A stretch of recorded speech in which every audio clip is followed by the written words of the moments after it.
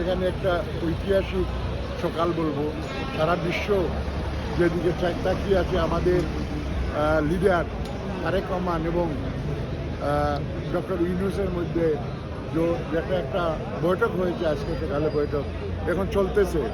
অবশ্যই সারা জাতি আশা করে যে একটা সুন্দর সুন্দর দিক নির্দেশনা নিয়ে লিডার বা জাতির জন্য বাইরে হবেন এবং যে আগামী নির্বাচন অবশ্যই আমরা জাতি আশা করে একটা সুষ্ঠু নির্বাচন হবে।